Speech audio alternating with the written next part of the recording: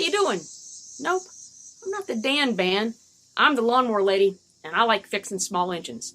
Today's short video is one in a series of basic maintenance routines on a Briggs Stratton E-Series engine. This video is going to be how to check and replace the air filter. Follow along.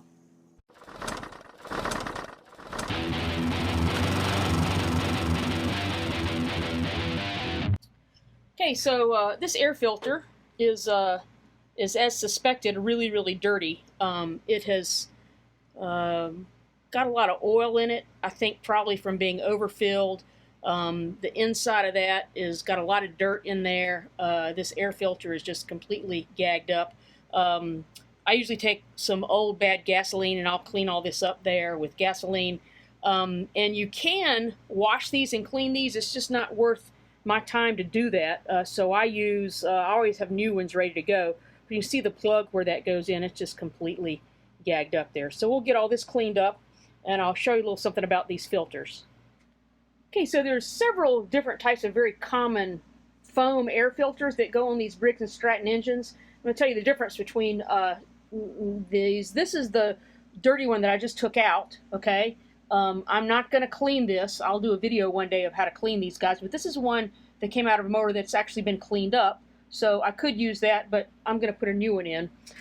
Different kinds. There's this green foam filter. That's for the older style that have the air box on top of the mower. And this would be for a metal air box. This is the newer version for a plastic air box. And this is the type that we're going to be using. And I'll show you how to prep the filter to put it in.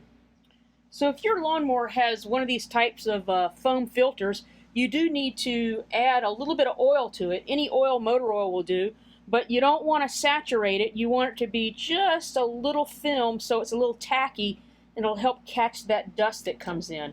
So I just use an oil can, just put a few drops on there on each side and around the edges and on the back side as well.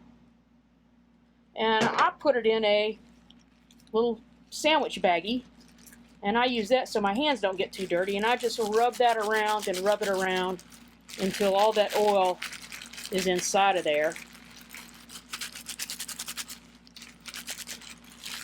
And when you take it out, you can feel just a little bit of oil on there, but it's not drippy oily. All right?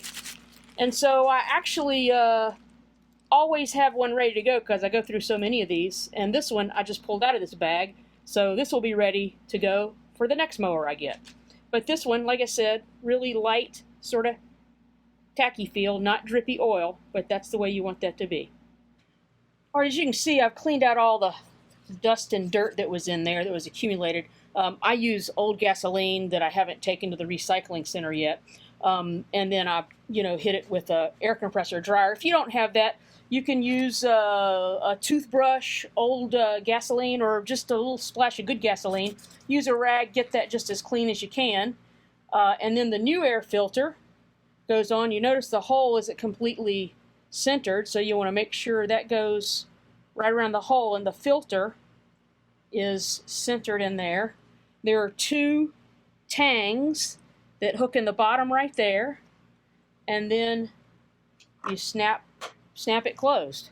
What you really want to make sure of when you clean out is this is really where the intake side is, and that's where you want to make sure that's all completely clean right there.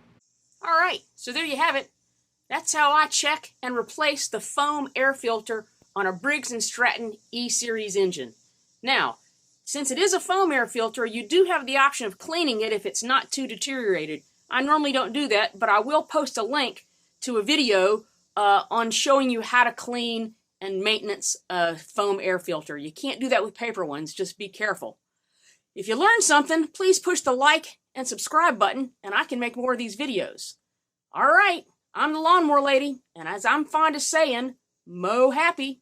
Thanks for watching.